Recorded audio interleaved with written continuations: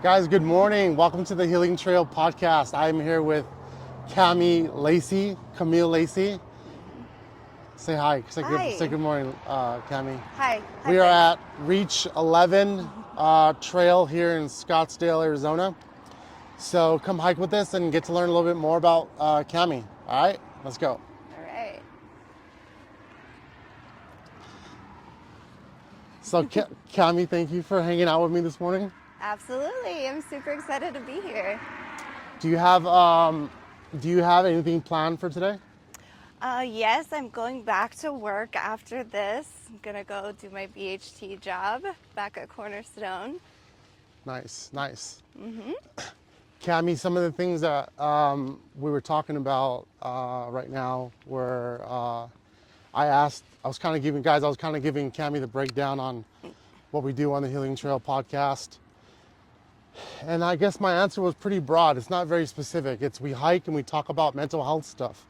So you can think about all that is involved with hiking and mental health. So following that prompt, I asked Camille, hey, what are like the top three things that you're passionate about?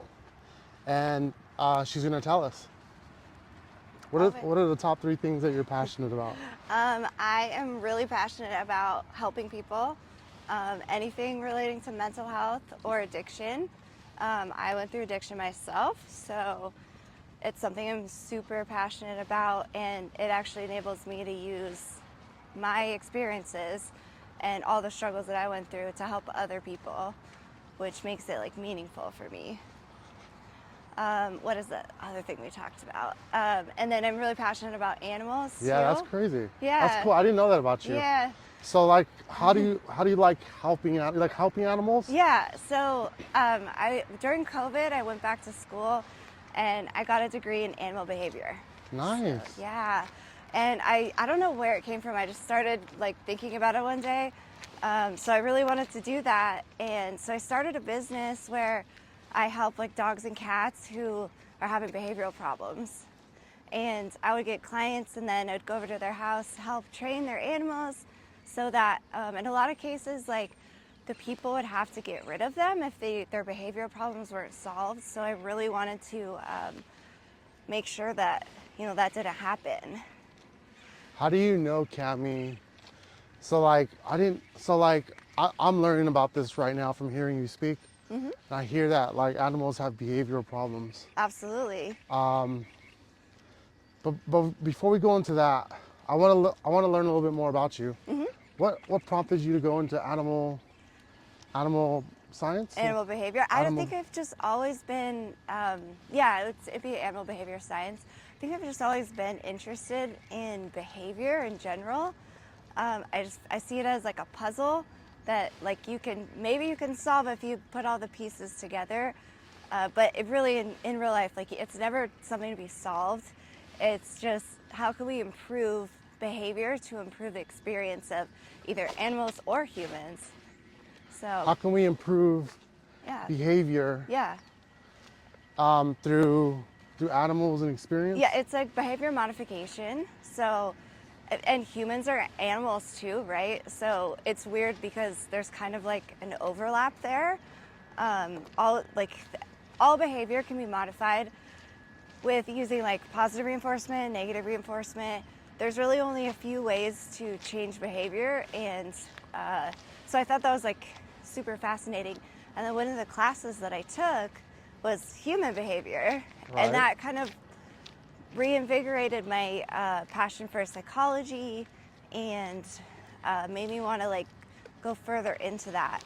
And then when I moved to Arizona, I thought I hadn't actually worked in treatment yet, but it was something I really, really wanted to do. I went through the whole treatment process, so I definitely had always wanted to do that, but it had been a while and I hadn't actually done it yet. When I moved to Arizona, I was like, this is the perfect time. I'm gonna change my career. I'm gonna start actually helping people work in treatment, and I'm really glad I did. So are we, I want to learn more about this from you. I want to hear your perspective. Positive, so behavior change through positive reinforcement, behavior change through, what's the opposite? Negative reinforcement?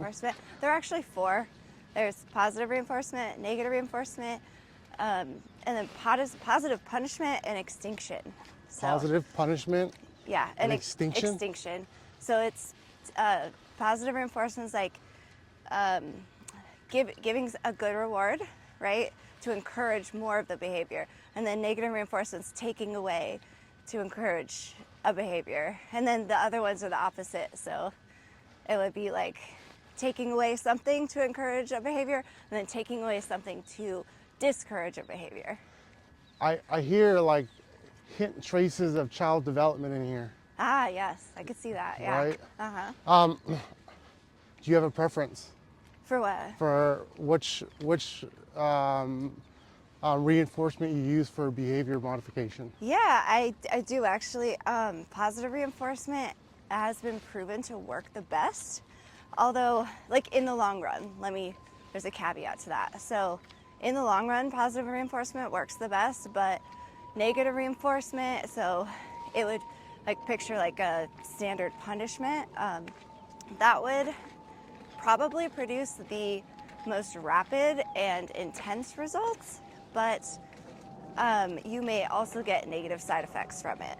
So let's say you yell at someone, scare them. Okay. They may change their behavior in the moment, but it's not going to be a long-lasting change. What do you Does that think? make sense? Yeah. What do you think causes if I yell at someone, what do you think causes that behavior change? That would be fear. Okay. So Right. it's either fear of like social pressure, or letting someone down. And it's like I said, it's a very good motivator, especially in the short term. It can be an extremely useful motivator. However, it also like has the negative side effects. So if you yell at someone, now they may do like what you wanted them to do, but now they're not going to trust you anymore, right?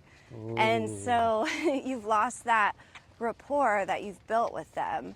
And so anything you do moving forward, like they may do it, but they may not actually want to do it, and that's the key to it. Motivation has to be internal. It has to come from an internal place. Guys, I didn't expect us to get so like deep and heavy into these good topics. I'm so glad you're here today. Yeah, me too.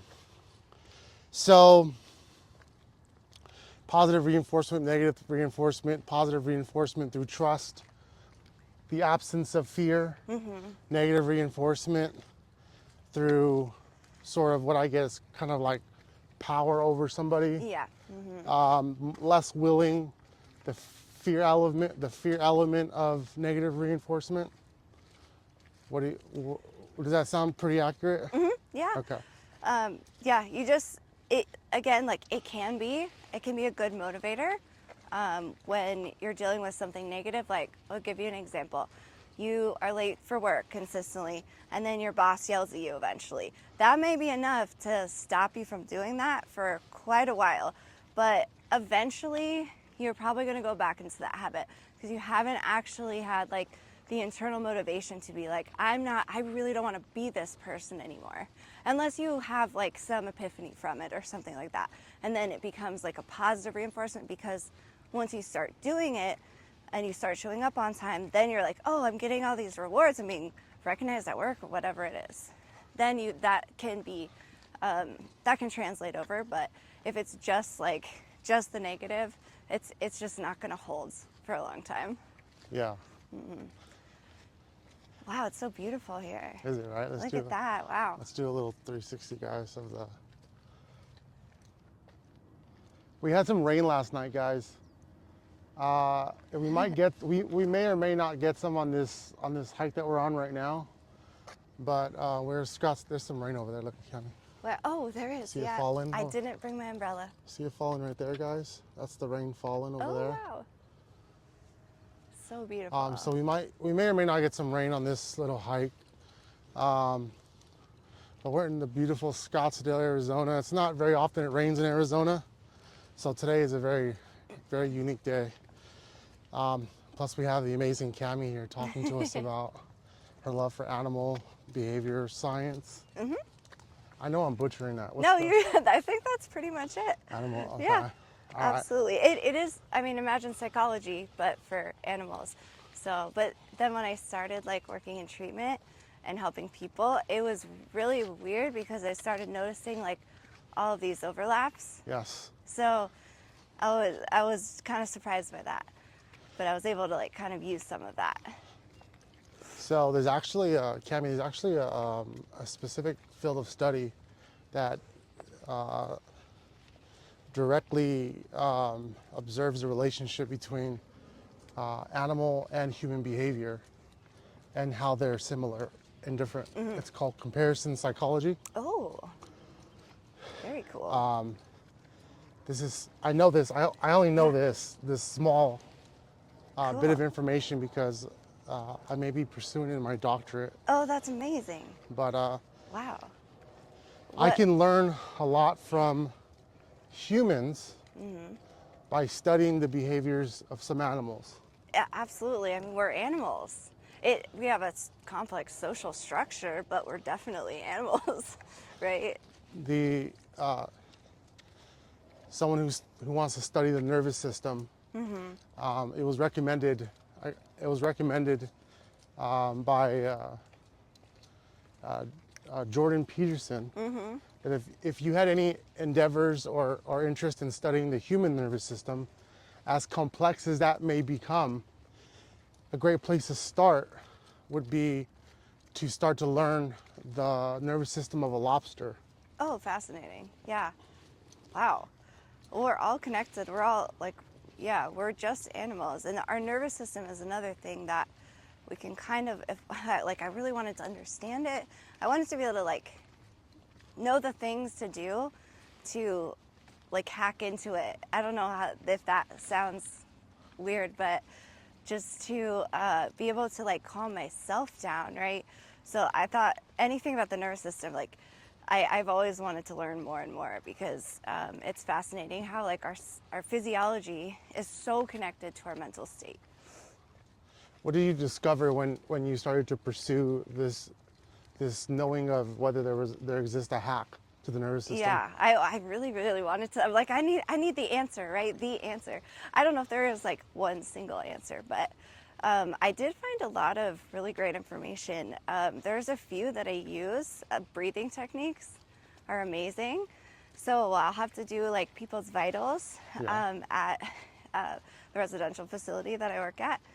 And a lot of the time people get so stressed out because it's like it's this whole new experience, like especially in the first 3 days.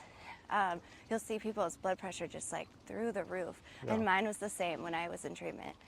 And so sometimes that's a worrying thing when that happens. And so a lot of the time it can be stress, not always, but sometimes it can be stress. So what I have them do is you breathe in for a 4 count and then you breathe out for an 8 count. And so you're breathing out twice as slow as you're breathing in, and that will lower your blood pressure every time. Every time. I have a hack to that one. Yeah? That specific one. So do you know why that is? I remember learning it, but I can't recall it right now, no. So the idea is that when we breathe in, we distribute oxygen to our body, right? So with every inhale, we inhale oxygen, and oxygen gets distributed throughout our body. Okay, which is what the body wants. It wants oxygen. Oxygen is very important. In order for us to operate fluidly, we must Absolutely. intake oxygen, and the better process that we're able to distribute the oxygen and intake it, distribute it, and process the oxygen, the more efficient we can be as human beings, right? So back to your breathing technique. The reason why that breathing technique is effective is because what that breathing technique does is it limits the amount of oxygen you're intaking, and Okay. it exhausts more of the carbon dioxide Right. to ratio of oxygen, Right. which Yes. offsets the cardiovascular system, and it allows the system to kind of reverse. Yes. Okay. There's a whole book about it, actually. Do you know what book I'm talking about? It's like it's a book about breathing. It came out a few years ago. I can't remember the name of it, but there's like an amazing book about it, and the guy did a TED Talk. Look at those quails. These little quails, guys. Look at those quails. Can you guys see them? They're everywhere. I'm always walking around like this area, and they're just quails running across the street all the time. That's why you have to drive slow around here. They're little lawbreakers is what they Yeah. are. Little jaywalkers, yeah. Little unabiding law citizens. They got these little crews. These quails have these little crews and these little cliques. Yes, they do. Look at them in their little quail cliques. When they have little babies, they'll follow them around too. The babies are like tiny. They're so cute. You ever watch a family of quails cross the street? Yes, absolutely. Yeah, all the time in front of my car. What happens? Can you describe what happens? They kind of don't. They'll keep going. Like, they'll keep going no matter what. And so, yeah, you got to slow down for them. It almost feels like they don't fly. They run. Cammy, it almost feels like they're holding up traffic on purpose. Yeah, they do. So the babies can cross. Absolutely. They must get used to it. Remember in elementary school when the crosswalk lady used to go in the middle, hold her stop sign? Yes, absolutely. So kids can cross? It seems like that's what the quails do. That is pretty much it, yes. Guys, this is so pretty. Look at this. That is gorgeous. If you guys ever get a chance to come out here and do a little walk, I highly encourage it. Hiking mental health. Actually, when you invited me this morning, I was like, you know what, I'm going to feel really good for work today because I'm going to go on a hike in the morning. That's one way to feel really good. It's hard to, so like, there's poopy. Guys, just so you know, every time there's poopy on the floor, I'm going to call it out. It's poopy. It's hard to be upset when you, ooh, look, a rabbit. Oh, Little yeah, bunny. Yeah. Oh, he's really close too. Oh, look at that guy. Did you guys see him? Wow. Yeah. If you're, this is a tip that I talked about in my last episode. You'll probably hear me say it multiple times. If you're ever struggling with, like, for me, if I'm struggling with anxiety or depression, I'll lace up my shoes and go for a run, and run until I forget what I'm mad or anxious about. And it's never failed me. So that might be some good information to consider. But so the breathing technique that Camille was talking about, it's a very effective technique, and very proven to be effective technique. Say it again, Camille. So for those of them that missed it, what's the technique for this specific one? So that one, you breathe in, like count to 4 while you're breathing in, and then count to 8 while you're breathing out. And I also recommend like trying to relax your entire body as much as possible, because usually you'll see people holding their hands like this, or like we hold a lot of tension in like our jaw or our neck or our back. And so kind of do like a body scan and like slowly let your muscles go. There are so many of them, and you can find them online. There's some really great therapists who have like free YouTube channels that they'll teach all of this stuff. So that's such a great resource. Yeah. So highly recommend looking that stuff up. Like that's useful for any human, literally, like any human. We gotta cross a puddle wow, here. that's a big puddle. Yeah. We gotta cross a puddle here, guys. All right. We can make it. Let's do it. Whoa. Oh. All right, we there made we it. go. We have another one ahead too. Yeah, there's some flooding for Guys, sure. we have this puddle we had to It cross. feels humid. You can feel it. It's very. I almost drowned, guys. It's very humid. But yeah, there's so many great techniques like that. All right. So, breathing technique, positive reinforcement versus negative reinforcement. And then we're going to try to cross this puzzle again. This puddle, Yeah. guys. Wow, that one looks really deep. We're going to have to go We're gonna I'll have to follow go you. a little off-road here. There we go. Well, let's hope I'm leading us the right way. Should be all right. Your brand new shoes, though. Yeah, these are actually my running shoes. Oh, they look nice. Thank you. I was like, I'm gonna wear them because they're not gonna get dirty. That is not what happened. Right. Yeah, there you go. So, positive reinforcement versus negative reinforcement, animal behaviors in comparison to human behaviors, the link between them, breathing technique. You want to know the other things I'm passionate about? Tell me. Okay. I'm also really passionate about languages and travel. Ooh. Yeah, that's huge for me. That's like a life goal I want to get to. What is this, Cammy? Tell me. I didn't tell you about this earlier. No. This is amazing. Well, I've lived in like another country. I really want to live in more other countries. What other countries have you lived in? When I was young, my parents moved us to France, to Paris, and then we moved there like 3 times, I believe. Well, when I was a baby, when I was a teenager, and then I lived there. I did like a study abroad for a year when I was in my 20s. Nice. What did you study? 20s. I studied art. Wow. Yes, so I studied art history. Go, Cammy. It was really cool because I Cammy. got to, thank you. I got to study art history, and then I actually got to go to the places that I was studying. Could study, the Notre Dame Cathedral or something, and then your assignment was to go there and like. What an amazing assignment. I know, right? And like do a drawing of it or something. Like it was amazing. So I'm really passionate about travel because specifically with that experience, but I just try to travel as much as I can. It makes me incredibly happy, and I just love like getting out of my comfort zone and meeting new people and pushing myself to like see and visit new cultures, and I just think that's really cool to see how people live so differently than us. Getting cultured is another aspect of mental health I don't think we talk about too often. Yeah, not often enough, right? But it's very powerful, like Cammy said, seeing how other people live and getting perspective on how they live. We're often inclined to separate ourselves more by our differences than we are to gather by our similarities. Absolutely. So what's the language aspect?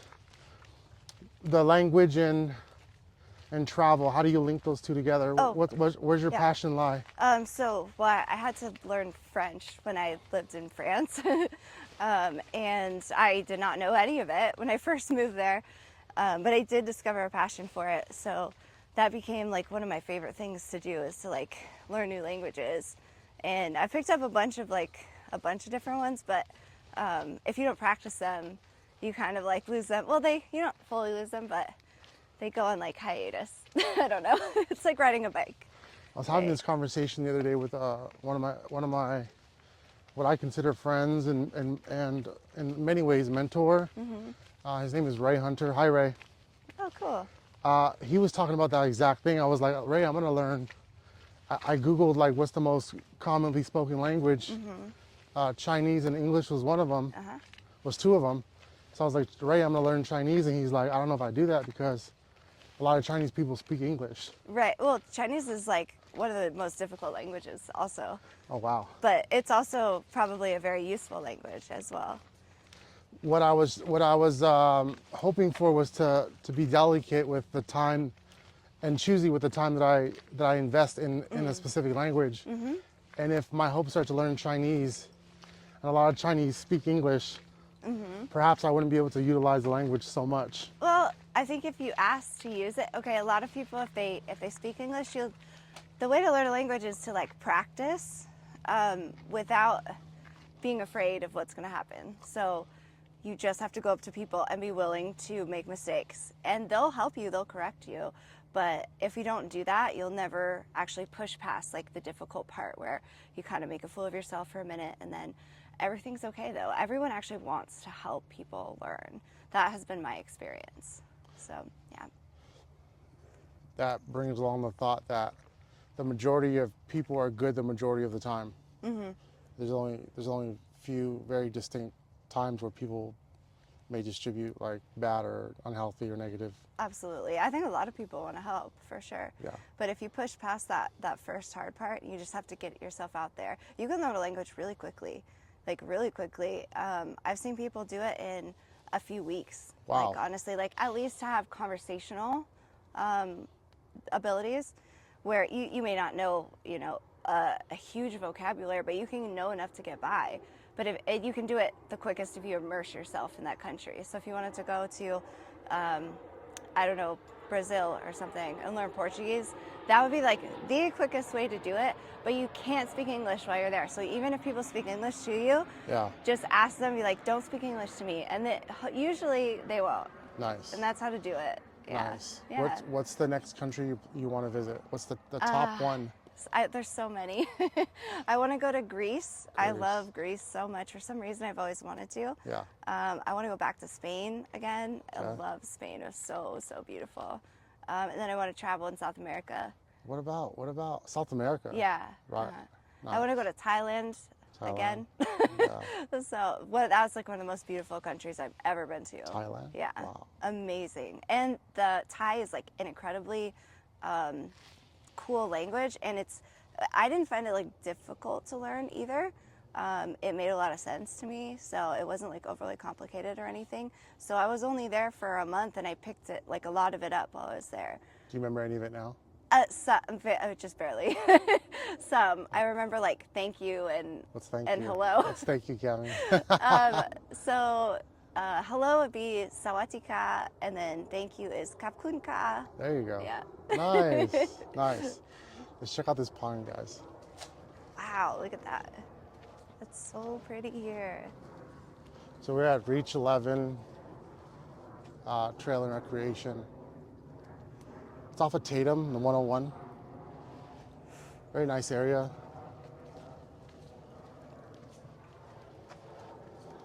Whoa, look at those trees, Frank. Oh my gosh. They're like alive. It's like a perfect tree for climbing. Or put a hammock. Yeah. Hang a hammock from right here to right here. Oh, that would be amazing. It's so like tranquil here. I love it. What's the lesson that you learned, Camille, from all your travels? What's a universal message that you kind of like were able to receive? That's a really good question. I think the biggest thing is that I learned that my way of life in America is not the only way to live. So there are so many different approaches to life, and just because I knew one way doesn't mean that like it's right or it's the only way. And I really love learning new ways to go about things and just new ways of life and new cultures. It's beautiful to see like all the cultures humans come up with. It's so cool. Nice. Yeah. Are we that much different from each other? No, definitely. We're all human, and I think we find similarities with everyone, no matter where you go. Okay. Yeah. So you're passionate about animals, helping people, mental health, addiction. Yep. Passionate about travel, languages. Absolutely. Camille, what helped you discover these passions that you have?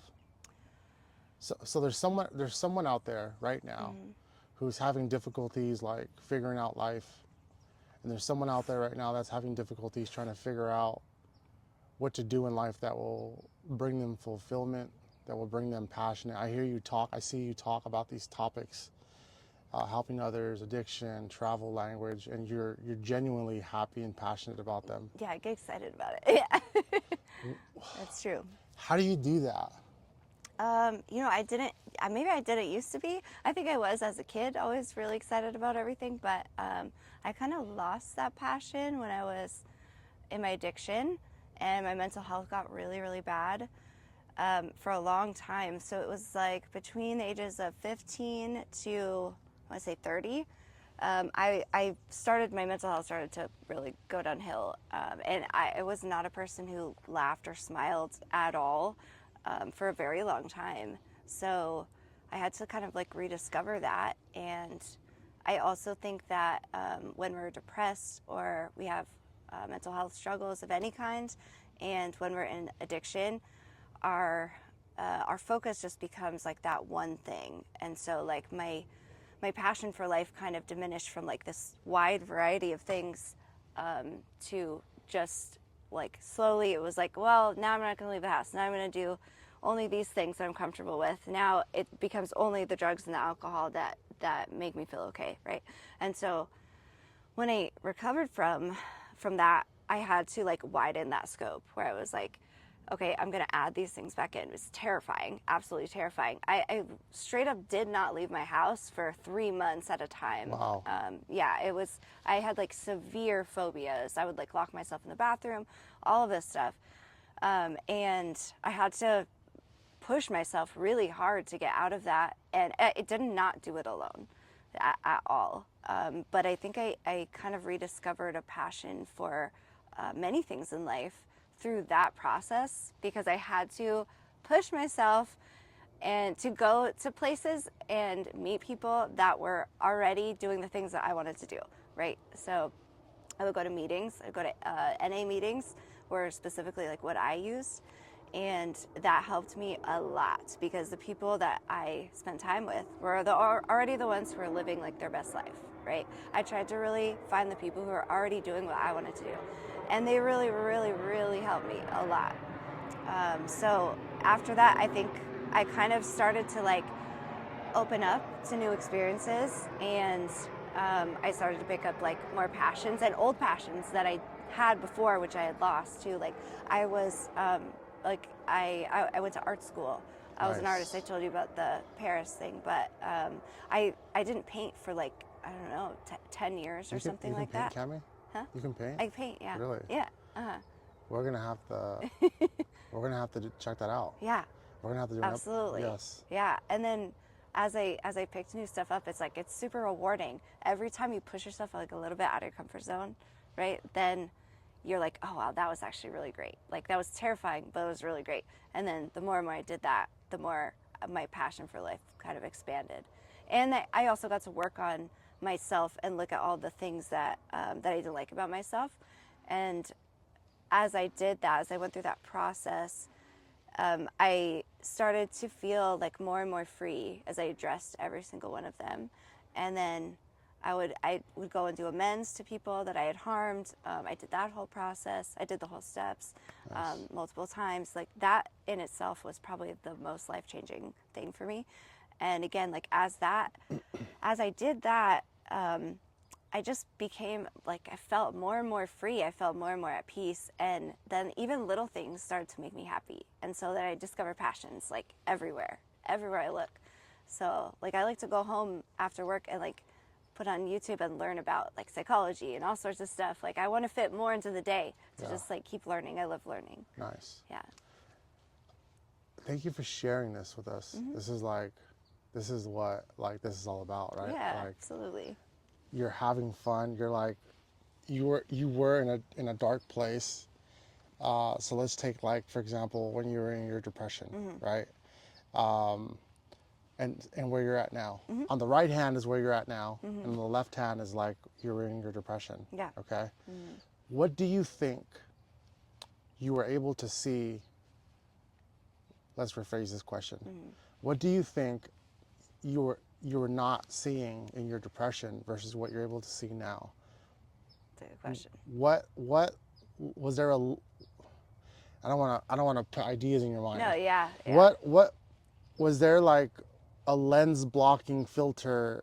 If there was a lens blocking sure. filter, and you were able to, and you were going to describe that filter that was blocking your vision from Yes. seeing what you see now versus what you did not see in your depression. That's such a good question. Yeah, I have so many ideas about it, but maybe the biggest thing is I was so self-focused. So it was like everything, the way I saw the world, I think it was my perspective that changed above all else. I was incredibly self-focused. So I was only focused on my disease and how can I feel better right now? I just feel so miserable. How can I feel better? That was like the main focus all the time. And I also constantly projected like my fears and insecurities on everyone else. And I would constantly try to get everyone else to change because we come to this conclusion for some reason, like everyone else's behavior is the problem. It's not my behavior. Maybe that's just like easier. That's the easier way to go about it, right? It's not my behavior, it's everyone else. So it was a very difficult thing for me to do because I truly didn't understand that the crux of the issue is that I wasn't taking personal responsibility. And so once I started being open to doing that, it was not easy, it was extremely difficult, but things started to really like open up to me. Like life started to open up and my whole worldview changed. And that was really what changed. It wasn't really anything specific in my life, it was my perspective. That's what it was.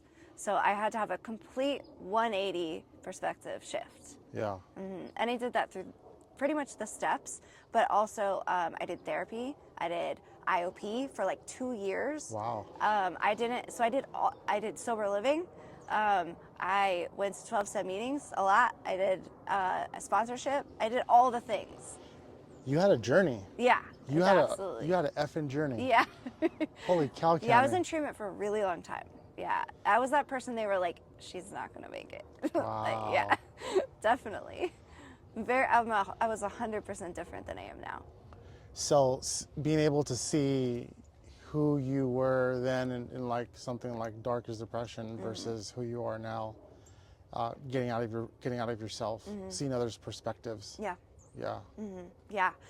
Yeah. Opening it up to see other people's perspectives. Like maybe I didn't start with it like that, but it was like I would have an interaction with someone and I would only think about like, what do I need? What can I get out of this, right? And then later on, I had to learn to think about like, what am I doing that's affecting other people? And it was very difficult for me. At first, it took me a long time, like something would happen and then later, like much later on, I would be like, oh yeah, I guess maybe I did affect them in a way. And then as time went on and I practiced it, I was able to do it more and more close to the present moment. And now having practiced that for so long, because that's kind of like a part of the culture of like recovery too, is like we think about it, what we need, right? And we value what we need, but we also value what other people need just the same as us too. Yeah. So as time went on, I was able to do that like in the moment. So like I can think about what I'm experiencing, but I also think about what other people in the room are experiencing because of my behavior. So that's changed a lot for me. Yeah. Nice. Yeah. Good job, Cammy. Thank you. I'm glad you're here. Thank you. I'm glad you're here. I appreciate it. I'm glad you're here. Let's check out this I'm glad pond. I met you. Let's check out this pond. All right, let's look at it. Then we're gonna head back. This has got to be like a man-made pond, I would imagine, right? Or Looks no? like it. Or just a indentation that holds a lot of water. I don't know. It's beautiful though. Normally, guys, you can hear maybe like some of them here. There's like ducks. Last time we came here, this pond was full of ducks. Oh, really? So maybe they're still in bed. So. There are definitely some birds, but also it's an Oh, look overcast at day. Where? the cardinal. Oh. See the red cardinal? Let's see. Where? Oh, wow! It's super red. Look at that. It flew from right there. Oh, that's really cool. We're crouching, guys. Look They're at so it. beautiful. We're crouching, looking at birds. I love it. Is that one in the tree right there? That's a ball. Oh, okay. Is it a ball? No, there was a cardinal that was right here. And it flew to the opposite side of the water. That's so cool. It was red as can be. They're super red. They're beautiful. Yeah. All Do you right. feel the humidity today? Oh, it's different. I Is got it? used to it not raining for 6 months.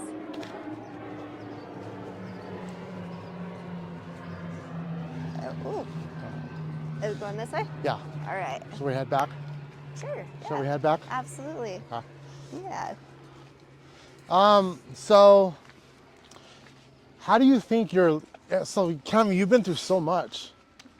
Like to have you standing here is like a miracle. Yeah. Right? Like That's probably true. and I don't know you better than you know yourself. I don't know your stories better than you know your stories. But I mean, you could say it, right? Like you standing here is a bit of a fucking miracle. Yeah, it definitely is. There's so many things that could have happened. I did so many stupid things along the way, and then put myself in really dangerous situations. I was pretty self-destructive. I was pretty, I guess, what's the word for it? Self-sabotaging. Self-sabotage. Yeah, that was me, I'm definitely. pretty good at that too. I was sometimes. very good at that. Yeah. So I had to learn how to recognize that and then stop it in the moment. So, but again, I didn't do any of this alone. This wasn't like, let me just think about it and then do it. Like, I wouldn't have gotten there alone. I had to have higher power, and then I had to have people around me who cared enough to help, right? That's where a support system is so important. Because if you set up a good support system, even if you start to fail, they'll lift you up. Absolutely. It's like a Fulcrum effect, right? 100%. When I go down, they go up and they bring me up with them. 100%. You gotta have a support system in your life. And if you don't have one, you can build one. Like, if you're out there and you're lonely, like, you can build one. There are so many people out there who want people in their lives, and there's like a loneliness epidemic right now. Like, wow. we gotta like, you gotta like get out there and meet people, because I promise you, people want to meet each other. This is something that I've researched a little bit about it, but the loneliness epidemic is something that I need to cover. It really is like a really big thing. They say that people used to have an average of like 5 friends, and now it's like the average is 1 friend per person as an adult. Wow. Isn't that so crazy? I feel like family gatherings have kind of dissipated too. Yes, absolutely. I know for sure that's the case with me. And I base it off of like unresolved trauma. Every time family gets around, they kind of resurface that trauma, unhealed, unprocessed. Right, yeah. And it peeks its little head in gatherings where kids are around, and we're unable to have like these happy family productive events because of these unprocessed, unhealed trauma peeks its little head. Absolutely. And it wants to come out, and there's high emotions, and sometimes the family events turn out to be more counterproductive than they are productive. Yeah, absolutely. I've definitely experienced that as well. I used to have a really hard time hanging out with my family. We were talking about this in group yesterday, where I felt like if I could not hang out with my family unless I was drinking or doing something else, right? Some sort of drug or something, because it was way too overwhelming. And they would bring up all these crazy things I don't want to look at, I don't want to listen to. And that's family trauma, right? Like, everybody has something. If you were, I want to take a couple steps back. Yeah. If you were to, well, on the concept of self-sabotage, Sure. Uh-huh. if you were to, when I say the words self-sabotage, Camille, how do you define it? Self-sabotage would be anything that we're doing that may seem, it may actually seem like it's serving a need in the moment, but it's actually counterproductive. So it actually would be something that is harming us. It's also known as a maladaptive behavior. So let's say, for example, like OCD behaviors can be that as well, or like angry outbursts, yelling at people, pushing people away, emotional isolation, that kind of thing. But it kind of looks different for everyone. But for me, it was like emotional isolation. It was pushing my family away. It was pushing away help, because there were lots of people along the way who asked me, hey, do you want help? Are you ready? And it was like, my answer was always like, I'm fine. Like, I can do this on my own, right? But no, we can't. Like, it's not something we can think our way out of or get out of on our own. Like, we have to ask for help. We have to ask for help. That's super, super important. Okay. Guys, we're gonna try to cross this thing without busting my ass. You can make it. We're gonna make it one way or another. Soaking wet or dry, either way. Do you paddleboard, Cammy? I have. I love water sports. So I want to do an episode paddleboarding. that would be great. You know what I'm saying? Paddleboarding is really relaxing. Like paddleboarding and mental health. Yes. Like, I know this is a fantastic. hiking podcast, but we can put in a paddleboard episode in there. Why the F I not? love that. Who's gonna tell us not to? Yeah. That's nature related too. Yeah. Okay, so what's one specific self-sabotage behavior that you were good at? Oh yes. I was very good at Let's see. Oh, here's a good one. Okay, so if I don't truly believe, Morning. good morning. If I don't truly believe that I'm good enough, I will actually self-sabotage something like, I don't know, a relationship or a job or something like that, right? So I think I really do believe it's like a subconscious thing. So I would do things like, yeah, not show up on time for a long time, or maybe not do my best at work, or let other people take over because I didn't truly believe that I was good enough to do it or that I deserved it. Does that make sense? It, Yeah. you know, Cammy, I understand it and it makes sense, but it doesn't have to make sense. Yeah. Because this is your story, and your story has value. Absolutely. Guys, we're pausing again because we have to cross this bad boy right here. So, let's see if we can do this. There's Poopy. Okay, I'll watch out. We went that way, right? Yeah, we went that way. I believe this way. Yeah. All right, so well, we've covered so much. I love these I know. podcasts, Cammy, because I love these podcasts. Say that 3 times fast. Yeah. Because we get to like talk about all these cool concepts and stories and experiences, and I guarantee my life on it. You're not the only one that has gone through this, and I'm not the only one that goes through what I go through, right? Yes. Absolutely. So here's the question. How do you let's talk about how you like to help people. Okay, yeah. Right? We haven't touched on that too It's much one of my yet. favorite subjects. How do you think what you've gone through, or let me ask you this, has what you've gone through aided in your ability or desire to help people? That's the Yes, question. absolutely. I mean, I think that's where it comes from, is knowing, like, remembering how it felt when I was truly suffering, I was truly miserable, and then wanting to help people who are feeling that. When I get to meet like all these amazing people, but they're in such a dark place in their lives. If I can give them a little bit of hope, that really changes my day too. So it gives me a sense of meaning that I don't think I would find otherwise. The job that I do is such a completely different type of job than going in an office and working, right? On the computer all day. And part of it is that, but I'm really grateful that I get to have like face-to-face interactions with clients every day. And I get to hang out with them and see their struggles and their successes and celebrate with them as well when they make it through the program or when other great things happen that they work through. I especially like when I have a client who is really pushing back quite a bit, especially in the beginning, and then they seem to get it, and then all of a sudden things start changing for them, and to just be able to celebrate that change with them is amazing. Are you able to notice situations outside of work where you help people because of what you've gone through? Yeah, absolutely. It happens all the time, I hope. I also, go to meetings a lot. I do NA and CA, and I'll really go to any meeting because I believe there's healing in like pretty much anywhere you look. And I like to help people there as well. People help me as well. So sometimes I'll give my number out to people in the program, and sometimes I'll get calls out of the blue from women who are like having a bad day, right? And I've never met them. Right. Like that's a crazy thing to do. It's just call someone you've never met and be like, hey, I need support today.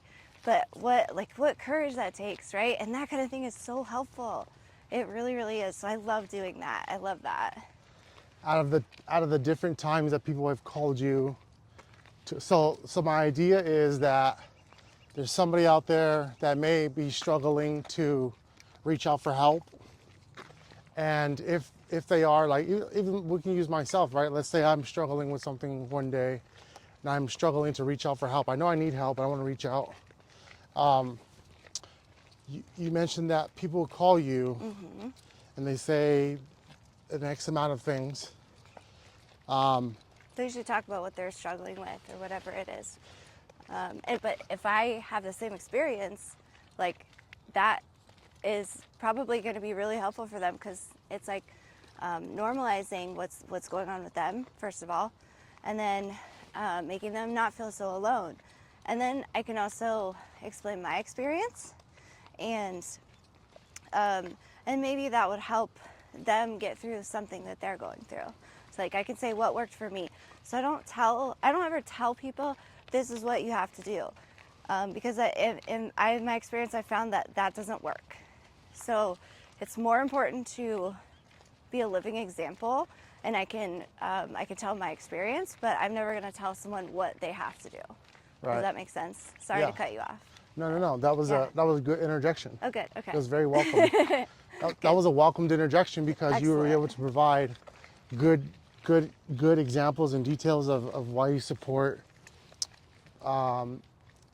this dialogue, right? Yeah. It's super helpful, and it's helpful for me too. That's the thing. Selfish. It is like it really is. So every time I go like do service anywhere, or I have someone call me, or just one of my clients reach out or anything, it's so weird because it's helpful for me. Like Yeah. this helps my recovery, and it helps me as a person, because all of a sudden it makes me feel good for helping other people. Then it makes me feel like I'm the type of person who helps other people. And that has helped me to build like self-love Yeah. over time. You most definitely are the type of person that helps people, Camille. Thank you. Well, I Yeah. didn't used to be, that's the thing, but Yeah. I wanted to be, and so I had to do the work, like actually take the action. Yeah. And once you go and do it, then you start to feel like that type of person. But before you do it, you can't, right? If I were to take Camille and I were to say, Camille, you're going to get a grade on how much you help people, and it was a grade of success or failure, I would say, Camille, you're definitely successful I would say that in as the area well. of helping people. Great. I'm happy to hear that. I think so as well. I love helping people. Nice. Yeah, it's definitely one of my biggest passions. Camille, Yeah, go ahead. go ahead. No, you go No, ahead. that was it. That was it? You sure? Yeah. Camille, let's do some final thoughts. Okay. What is your final message to like people that are out there listening right now, and what do you want to leave off with this at? I just want to tell everyone that if you're struggling, you're not alone. You're absolutely not alone. We all struggle at times. I don't think you can find a person out there who hasn't struggled. And if you see people who say they haven't or look perfect on the internet, that's just not reality, right? You're not alone for sure. And there is help. And there's absolutely no shame in asking for help. In fact, it's the most helpful thing you can do for yourself. There are so many people who have gone through all sorts of things that can really, really make a huge difference for people. So I highly recommend like reaching out for help if you feel like you need it anytime. And maybe you've already gone through this process and you just want some follow-up help as well. Like that is the most amazing thing, to just keep reaching out. Like do something, always do something, because if you're not pushing yourself a little bit every day, we tend to just fall back into our old habits, right? So absolutely do something every day to kind of push yourself out of your comfort zone. Nice. Guys, the amazing Camille Lacey. This is the Healing Trail podcast. We're definitely going to have to do a podcast on a paddleboard one time. Yes, and absolutely. Out in the river or I would something. love that. Till next time, guys. Bye. Thank you so much. Thanks, Frank. Bye.